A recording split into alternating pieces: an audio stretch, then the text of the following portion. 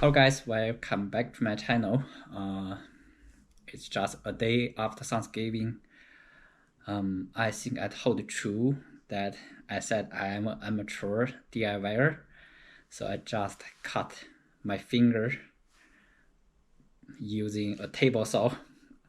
So the bone is okay, but I did lose a little bit of a tape of flesh on my pointer finger. So I have time to do this video, try to write down what is the biggest mistakes in an ultra race. They either can range from 50 mile to 100 mile races. So by no means I'm an expert in this space. There's a lot of people run faster than me, do better than me. But what I'm laying out here just from my own experience. So what I learned from my past many ultra races. So the first mistake is not having a plan, or maybe even only have one plan. In an ultra race, you would anticipate things to go bad, especially in like a 100-mile race. So the longer the race, the tighter the tolerance of error. You are go through different terrains or weather to even altitude. It can be sunny, hot during the day, but freezing cold at night. You also need to anticipate different weather conditions. So it could rain, it could snow, or even sleet. So look at the forecast before you go to the race and prepare for the worst. Also think about what could go wrong. It's GI issue, it could be hot weather, or maybe your leg may be destroyed by consistent downhill running, or maybe your nutrition could be off. So what is your goal time? So what time you want to get to the benchmark aid station? So what is your secondary goal time if you cannot hit your first goal, right? So what kind of proceed exertion you want to run in different section of the race? Do you want consistent from the beginning to the end, or do you want to be easy at the beginning or the first half of the race, then push a little bit at the later part of the race, or do you want all in at the first part, then later part you get slower and slower and slower? So having a plan, also having a second plan, is going to be really helpful for you to finish your first 100 or first 50-mile race. So the second biggest mistake is run too fast too early. It is very easy to run fast in the early section of a race. People are excited and your legs feel fresh, but you also don't want to blow up in the later part of a race. So due to run too fast in the first 20 to 30 mile of a race. So I had been there and also seen other people did this. So following a fast group of runners in the beginning of the race, then begin to blow up in the middle of the race. So Marquette 50 mile is a good example for this. So I was blowing up at around mile 25 and beginning to terrified by just thinking about the 100-mile race coming in about a month. And I was feel horrible at mile 25 in a 50-mile race. So the third big mistake is thinking too far ahead. If you are in a 100-mile race at mile 5, so you begin to think that, oh, you have 95 miles left. You maybe feel terrified or maybe feel terrible during the rest of the race. I would try to take the race into chunkable pieces, so keep focus on the present moment.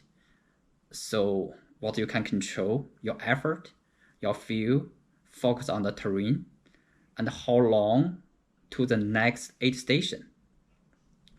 I believe by doing that, it will help you prevent DNF. So in my 15-mile solo training run, so I was going to quit at mile 25 to 30. So as I was a little low on calories and the weather was hot. So I had to tell myself to just do one more lap to then we can reevaluate at the end of the loop. So by doing that, I was able to finish my 15-mile run, so which about 8 loops. So again, do not think how many total miles left in a race. Even do not think how many miles you have on your legs. So just stay in the moment and focus on bring yourself to the next aid station. The further you get into a race, the harder to do this. So as you are under a lot of pressure and fatigue and possibly nutrition is off. So, but I think it holds true in every stage of a race. So the fourth biggest mistake is to trust others on the distance to the next aid station. Did this happen to you? So in a later part of a race, you run into a hiker or someone seems like a volunteer, and you ask, how far to the next aid station? And the person may tell you, oh, it's just 1 mile. So then you have your hope up and starting to run and thinking the aid station is only 1 mile away. So, but after 2 miles, you still have not reached to that aid station. So I believe that person answering based on what they know, but I would say, do not rely on the distance that person told you, as it's going to be painful. So when your expectation does not align with the reality. So prepare a cheat sheet. So with each aid station distance, align with the mileage on your watch. So that would be a better tool compared to somebody's words alone. So the fifth biggest mistake is not training with your race nutrition. So are you training with the same nutrition you are planning to use on a race day, such as the gel, hydration, carbs, solid food?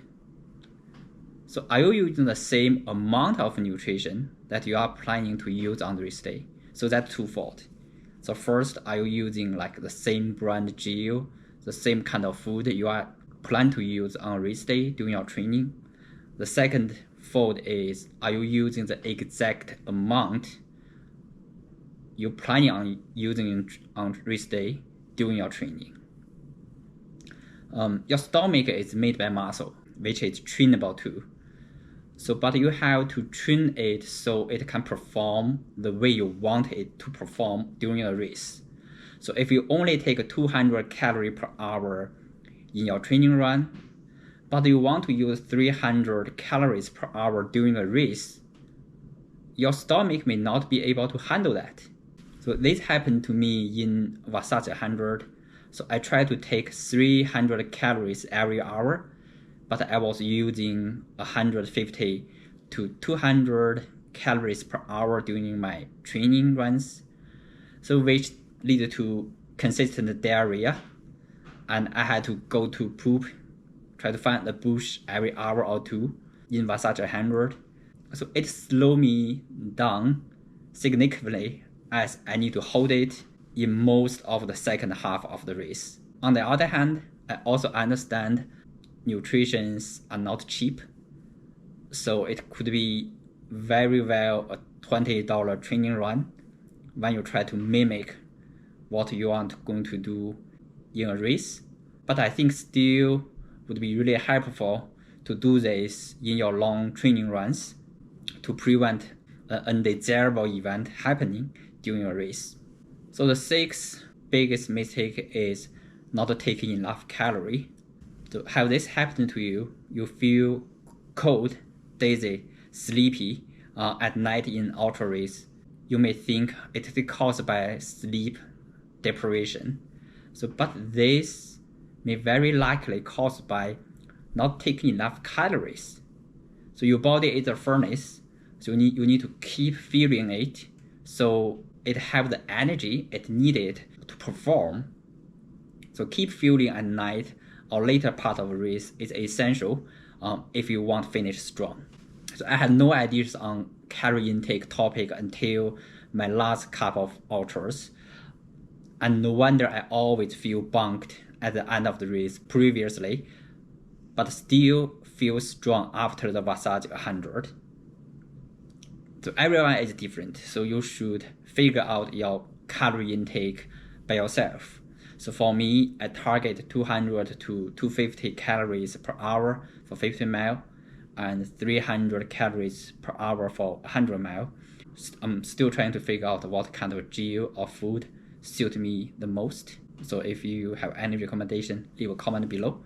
So same as other points I mentioned here. So the further into a race, the harder to execute the plan. In Vasage 100, around mile 80, I ate one salt capsule. So then 2 minutes later, I ate another salt capsule. So because I forgot the one I ate 2 minutes ago, so that's probably due to me behind on calories. So my head was not clear. So the last one, I think is also the most important one, is not taking electrolyte. So hydration is a complicated topic, but I think the most relevant factor to lead to a DNF or even more serious medical problems. If you are behind on calorie, you will feel bunked, but you can catch up calories slowly. But if you are off on hydration, it could lead to a DNF or even get you into an emergency room.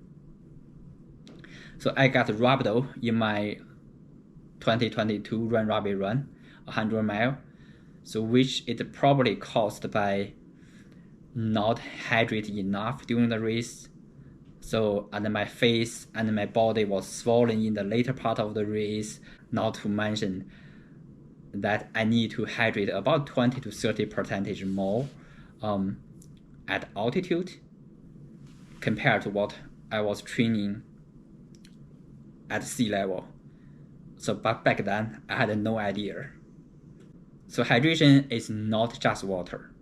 It's water and electrolyte. And I do recommend that you separate your hydration from your calories, which will make both easier to track. So again, so each person needs to find what works for you. So for me, I'm using one salt stick salt capsule per hour in my run, with about 500 to 1000 ml water, depending on the weather temperature I'm running in. So you may need more if the weather is extremely hot. Okay, here you have it, the 7 biggest mistakes in an ultra trail race. If you feel this helpful, please hit that like button, share to your friends, and subscribe to my channel. So see you on the trails.